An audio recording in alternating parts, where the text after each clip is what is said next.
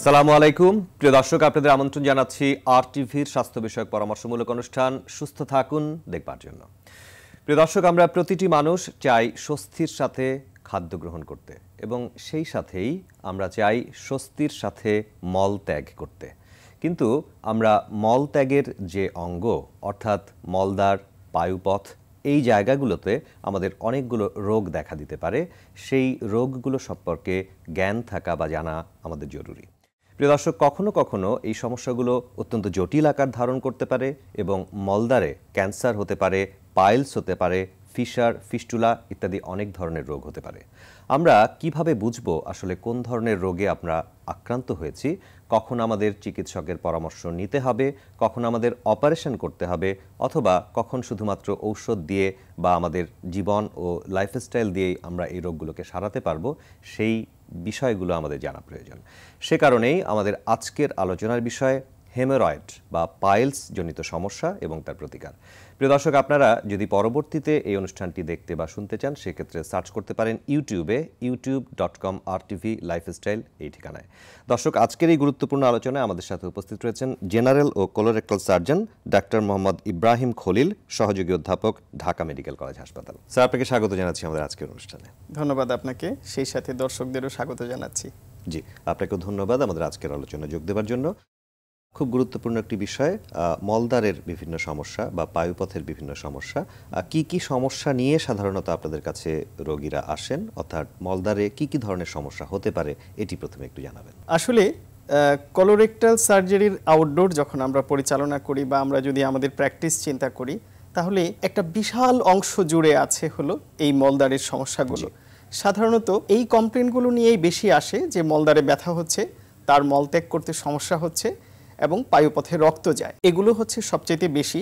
এছাড়াও অনেকে আসেন যে তার পুঁজ পড়ে, একটু ফিস্টুলার মতন হয়ে আছে, অনেকে আসেন চুলকানি হয়েছে, অনেকে আসেন যে মাংস ফুলে বেড়ে গেছে এবং চামড়া বেড়ে গেছে, যেটাকে তাদের ভাষায় তারা গেজ বলে থাকে। এই ধরনের সমস্যাগুলোই সাধারণত এখানে বেশি। কখনো কখনো বিশেষত যারা ডায়াবেটিসের রোগী, তাদের দেখা যায় মলদ্বারে ফোড়া হয়ে থাকে এবং সেই ফোড়াটা ব্যথা এবং অনেকটা ফুলা নিয়ে চলে আসে। তবে এর মধ্যে মলদ্বারে রক্ত যাওয়া এবং মলদ্বারে ব্যথা, এই দুটোই হচ্ছে সবচেয়ে বেশি মানুষের কমপ্লেইন থাকে। আমরা একটি রোগের নাম সবসময় বেশি শুনে থাকি এবং অসংখ্য মানুষ এই রোগে ভুগে থাকেন, সেটি হচ্ছে পাইলস বা হেমোরয়েড, যেটিকে আমরা মেডিকেলের ভাষায় বলে থাকি।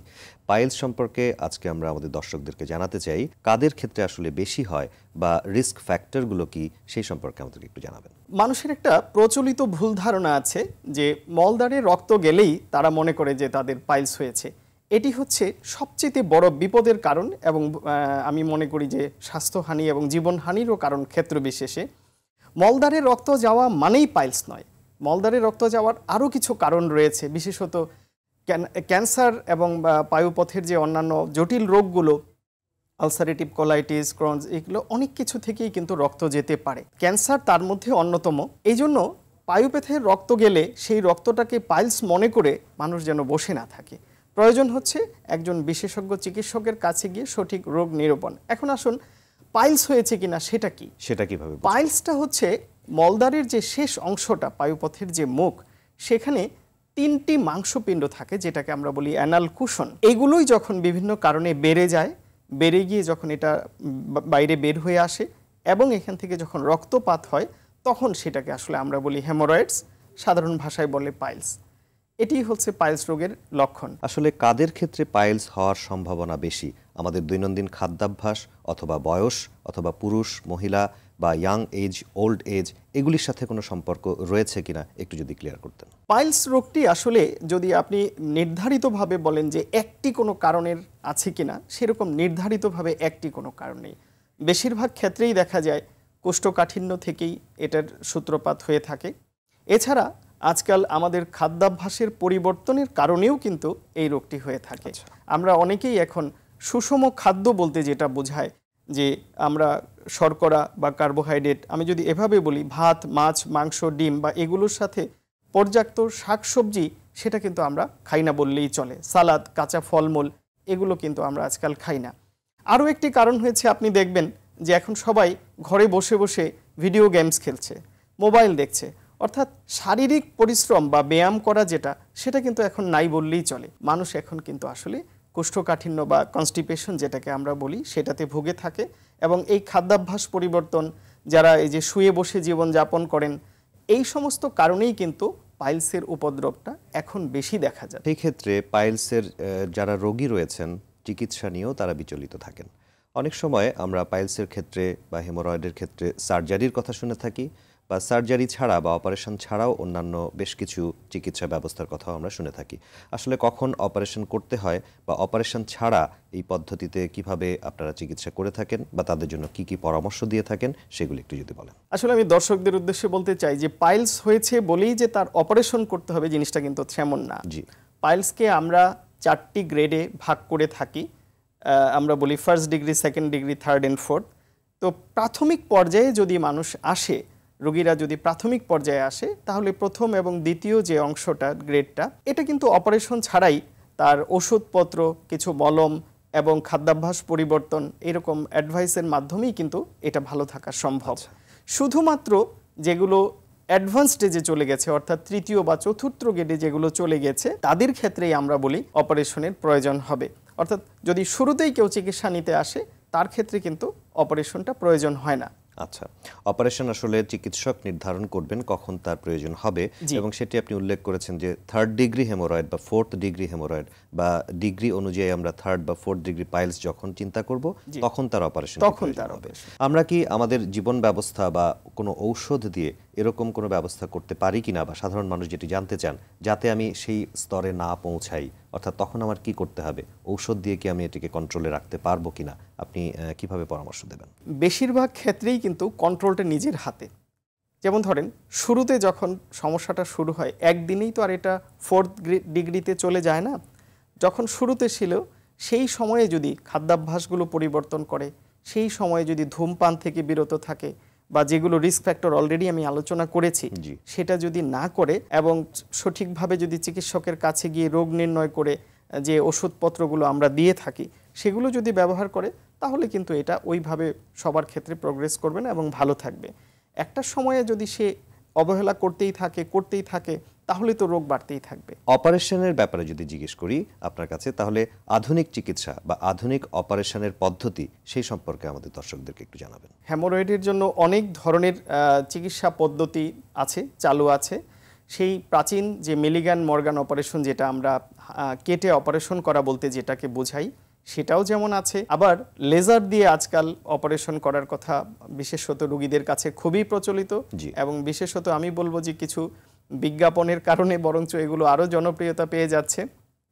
কিন্তু এই চিকিৎসাগুলো কার ক্ষেত্রে কোনটি প্রযোজ্য হবে, এটা কিন্তু শুধুমাত্র রোগী দেখে একজন বিশেষজ্ঞ চিকিৎসকই নির্ধারণ করেন। যে আমি উদাহরণ যদি দেই আপনাকে, যেমন ফোর্থ ডিগ্রি যে হেমোরয়েডের কথা বললাম, যে প্রলাপসড হয়ে আছে যে হেমোরয়েডগুলো, তাকে যদি আমরা লেজার দিয়ে চিকিৎসা করি, তাহলে তার সমস্যা কিন্তু সমাধান হবে না, এটি যাবে না। সুতরাং এটা রোগীকে পরীক্ষা নিরীক্ষা করে দেখে তার উপরই নির্ভর করছে যে এই লোকের জন্য বা এই কোন ধরনের অপারেশন পদ্ধতি তার জন্য প্রযোজ্য হবে। আরেকটি সম্পূরক প্রশ্ন করতে চাই। আপনি প্রথমেই যেহেতু বলছিলেন, এবং আমরা সকলেই জানি যে কোষ্ঠকাঠিন্যের সাথে আসলে এর একটি সম্পর্ক রয়েছে, এবং অনেকেই দীর্ঘদিন কোষ্ঠকাঠিন্যে ভুগছেন, ঔষধ বা অন্যান্য কিছু খাচ্ছেন, তাতেও তার খুব বেশি লাভ হচ্ছে না, অর্থাৎ কোষ্ঠকাঠিন্য তার একটি অভ্যাসে পরিণত হয়ে যাচ্ছে। এই ক্ষেত্রে আপনারা কিভাবে পরামর্শ দেন যাতে সবসময় মল সুন্দর থাকে বা যেভাবে থাকা উচিত সেরকম থাকে? কিভাবে ঔষধ অথবা খাদ্যাভ্যাস নির্ণয় করা উচিত? আসলে একজন অ্যাডাল্টের কথা যদি চিন্তা করি, প্রাপ্তবয়স্ক মানুষের, তাহলে প্রতিদিন কমপক্ষে 35 গ্রাম ফাইবার তার কিন্তু প্রয়োজন, আঁশযুক্ত খাবার বা ফাইবার খাবার কিন্তু প্রয়োজন হয়। এখন সেটা তো আসলে কেউ মেপে খেতে পারবে না, সম্ভবও হয় না। সেই জন্য আমরা যে উপদেশটি দিয়ে থাকি যে 3 বেলাতেই তার খাবারে যেন শাকসবজি থাকে, পর্যাপ্ত শাকসবজি থাকলে, এবং যখন তীব্রতাটা বেড়ে যায় রোগের, ওই সময়টায় আমরা বলি যে রেড মিট বা লাল মাংস, যেগুলো গরুর মাংস, খাসির মাংস, মহিষের মাংস, এই রেড মিটগুলো ওই সময় একটু কমিয়ে দিতে, অর্থাৎ লিমিটেড করে দিতে। খাবে না তা নয়, সে খেতে পারবে, পরিমাণে কম খাবে। এই খাদ্যাভ্যাসের পাশাপাশি, পরিবর্তনের পাশাপাশি তাকে কিছু বদভ্যাস ছাড়তে হবে। যেমন ধরেন ধূমপান, অনেকে সারাদিন স্মোক করতে থাকেন, অনেকে অতিরিক্ত চা কফি পান করেন, মদ্যপান করেন। এই অভ্যাসগুলো পরিত্যাগ করতে হবে। টেনশন বা অ্যাংজাইটি যেটাকে আমরা বলি, এটা থেকেও দূরে থাকতে হবে, খেলাধুলা করতে হবে, ব্যায়াম করতে হবে। নিয়মিত যদি জীবনযাপন মানুষ করে তাহলে কিন্তু সাধারণত সমস্যা হয় না। ঔষধ দিয়েই যে সবসময় কোষ্ঠকাঠিন্যকে আপনি নিয়ন্ত্রণ করতে পারবেন সেটাও সবসময় সম্ভব না। তবে এই পদ্ধতিগুলো অবলম্বন করলে অবশ্যই কোষ্ঠকাঠিন্য কিছুটা হলেও বিকল্প আমরা অনেক সময় বলে থাকি যেটা যে আপনি চাইলে ইসবগুলের ভুসি খেতে পারেন, এর কোনো পার্শ্ব প্রতিক্রিয়া নেই এবং এটা কিন্তু অত্যন্ত ভালো এবং আপনার যে বাউল হ্যাবিট যেটা সেটা কিন্তু অনেকটাই রেগুলারাইজ করে দেয়। আপনার কাছে আমরা হেমোরয়েড সম্পর্কে বা পাইলস সম্পর্কে, কাদের ক্ষেত্রে পাইলস হতে পারে বা চিকিৎসার ধরন কি হতে পারে, কিভাবে আমরা খাদ্যাভ্যাস পরিবর্তন করতে পারি এই সম্পর্কে জেনেছি। আমরা আরও চিকিৎসা, অপচিকিৎসা এবং ক্যান্সারের সাথে এর কোনো সম্পর্ক রয়েছে কিনা সেগুলি বিষয় নিয়ে শুনবো ছোট্ট একটি বিরতি নেবার পর। প্রিয় দর্শক, সুস্থ থাকুন অনুষ্ঠানের এই পর্যায়ে আমরা খুব সংক্ষিপ্ত সময়ের একটি বিরতিতে যাচ্ছি, কিছুক্ষণের মধ্যে ফিরবো, আমাদের সঙ্গেই থাকবেন।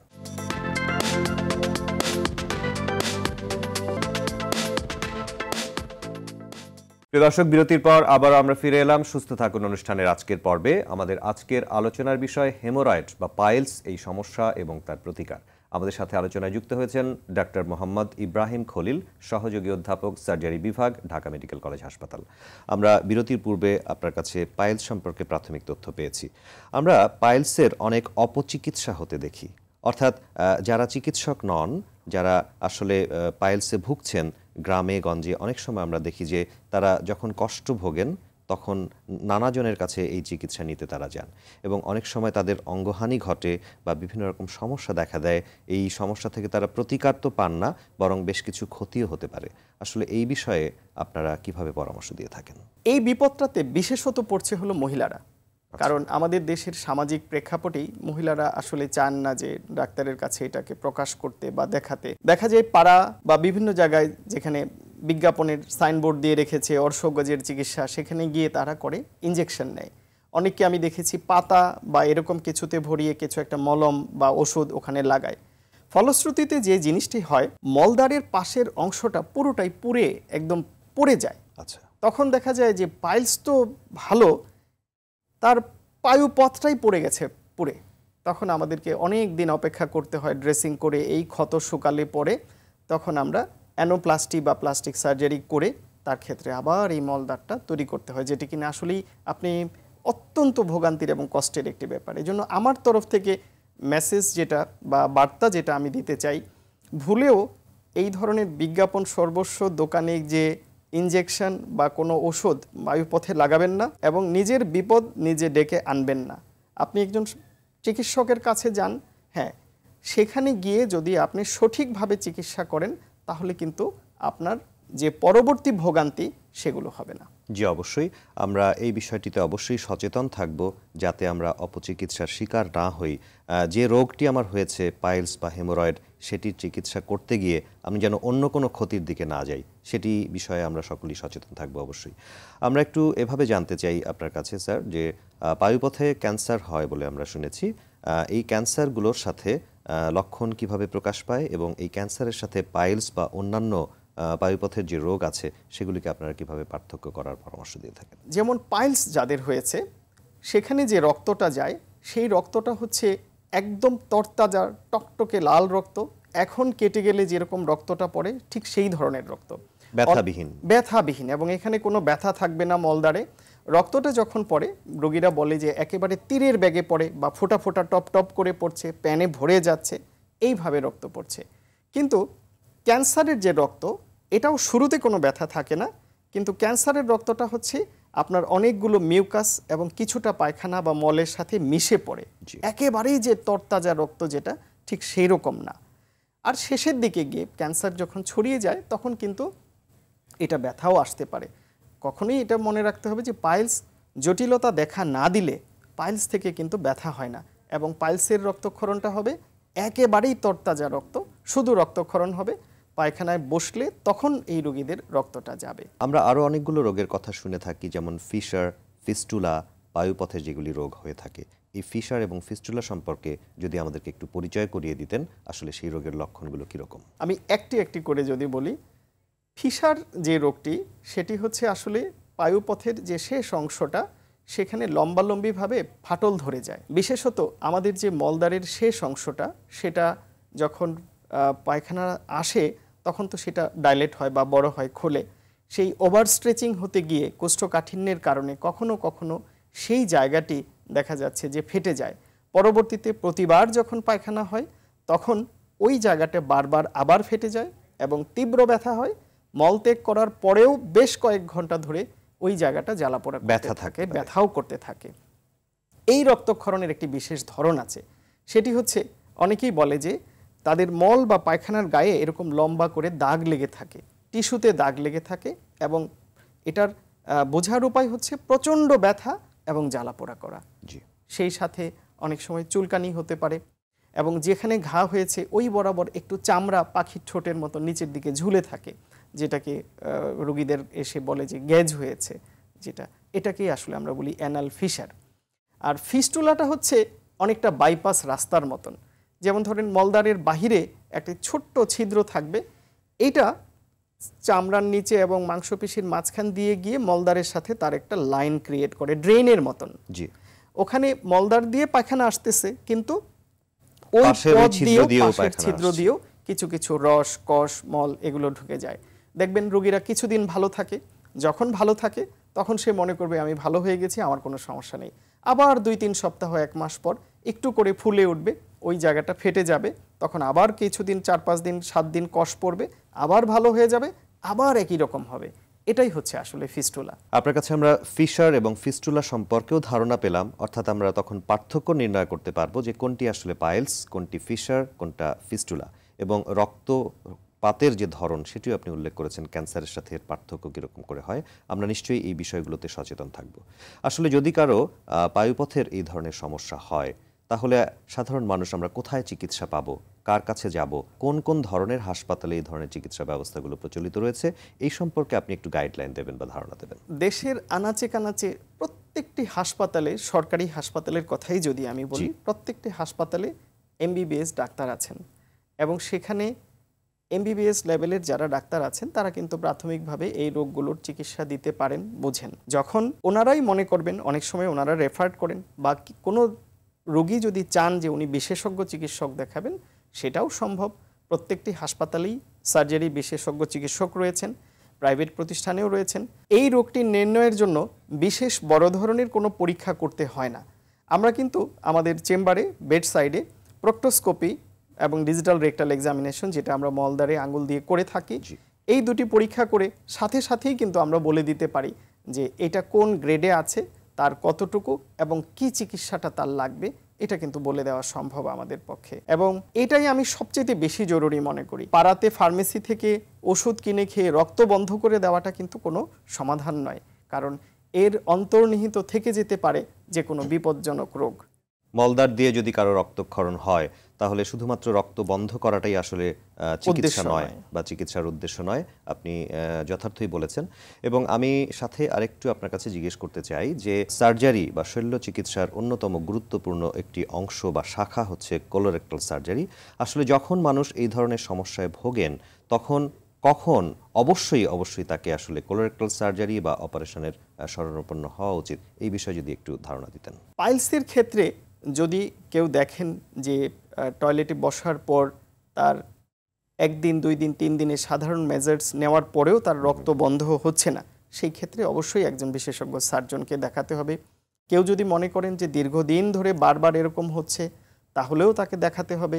এবং বিশেষত কোনো মাংসপিণ্ড যদি বাহিরে বের হয়ে আসে, মলদ্বারে যদি তীব্র ব্যথা হয়, বা আপনার যদি বারবার ঘন ঘন পায়খানা হয়, অতিরিক্ত আমাশার ভাব বা আম যাচ্ছে, সেই সমস্ত ক্ষেত্রে কিন্তু বিশেষজ্ঞ সার্জনের পরামর্শ না নিয়ে বসে থাকা মোটেও উচিত নয়। অনেকের একটা ভয় থাকে যে পুরো অজ্ঞান করে কি অপারেশন করা হবে কিনা, বা অপারেশন করতে ব্যথা পাবো কিনা। এই জন্যও আমি দেখেছি যে অনেকে ভয়ে মানে ডাক্তারের কাছে আসা বা অপারেশন করা নিয়ে একটা দ্বিধাদ্বন্দ্বে ভুগে থাকেন। আসলে পাইলস অপারেশন এতটাই সাধারণ অপারেশন যে এর জন্য কিন্তু একটা মানুষকে পুরোপুরি অজ্ঞান করার প্রয়োজন হয় না। আপনার পিঠে ইনজেকশন দিয়ে নাভির নিচ থেকে শুধু 2 পায়ের এই অংশটুকু অবশ করেই রোগীদের কিন্তু আমরা এই অপারেশনগুলো করে থাকি। এবং অপারেশন করার সময় বিশেষত আমি রোগীদের সাথে গল্প করতে থাকি, কথা বলতে থাকি, যাতে করে তারা ওই যে টেনশন বা কোনো মানসিক চাপ সেটি অনুভব করেন না। এটি সব ক্ষেত্রেই তাই, সবার ক্ষেত্রেই তাই। এটাকে আমরা স্পাইনাল অ্যানেস্থেসিয়া বলে থাকি। এইভাবেই এই অপারেশনটি করা হয়। এবং অপারেশন পরবর্তী সময়ও হাসপাতালে খুব বেশি থাকবার হয়তো বা প্রয়োজন নাই, যদি আপনি একটু উল্লেখ করেন। সত্যি সত্যি প্রয়োজন নেই। যেদিন অপারেশন করি আমরা সাধারণত পরদিনই এই রোগীগুলোকে বাসায় পাঠিয়ে দিই এবং বাড়িতে চলে যায়, এবং জাস্ট ৩-৪ দিন অফিস থেকে ছুটি নিয়ে তারপর তারা কাজেও যোগদান করতে পারেন। খুব দীর্ঘ সময় বেডে থাকা বা এগুলোর কোনো প্রয়োজন হয় না। স্যার, আপনাকে অসংখ্য ধন্যবাদ আমাদের আজকের অনুষ্ঠানে সময় দেবার জন্য, এবং পাইলস সম্পর্কে, শুধু পাইলস নয়, পাইলস ছাড়াও মলদ্বারের যে সকল রোগ হয় সেই সম্পর্কে আমাদের দর্শকদেরকে আপনি পরিপূর্ণরূপে ধারণা দেবার চেষ্টা করেছেন। আমরা নিশ্চয়ই সচেতন হব যাতে এই রোগগুলো থেকে আমরা দূরে থাকতে পারি। ধন্যবাদ আপনাকে। আপনাকেও ধন্যবাদ। সেই সাথে যারা অনুষ্ঠান দেখছেন তাদের সবাইকে আমার তরফ থেকে ধন্যবাদ। প্রিয় দর্শক, এতক্ষণ আমরা মলদ্বারের বিভিন্ন রোগ নিয়ে আলোচনা করার চেষ্টা করেছি। বিশেষ করে পাইলস, ফিশার, ফিস্টুলা এবং মলদ্বারের ক্যান্সার এই সম্পর্কে সম্যক ধারণা দেবার চেষ্টা করেছি। আমরা যদি প্রথম থেকেই সচেতন হই তাহলে লক্ষণগুলো আমরা আলাদা করতে পারবো এবং কোনটি আসলে পাইলস সেটি আমরা নির্ণয় করতে পারবো। সেই অনুযায়ী আমরা চিকিৎসকের পরামর্শ নিতে পারবো।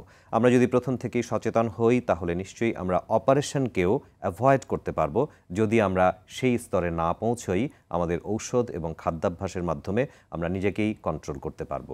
প্রিয় দর্শক, এই জিনিসগুলো বা এই বিষয়গুলো যদি আমরা জানতে পারি তাহলে নিশ্চয়ই মলদ্বারের বিভিন্ন রোগ থেকে আমরা প্রতিকার এবং প্রতিরোধ পেতে পারি। আপনাদের সকলকে ধন্যবাদ আমাদের আজকের অনুষ্ঠানটি উপভোগ করবার জন্য, এবং আগামী সপ্তাহের সুস্থ থাকুন দেখবার আমন্ত্রণ জানিয়ে আজকের মতো বিদায় নিচ্ছি। আল্লাহ হাফেজ।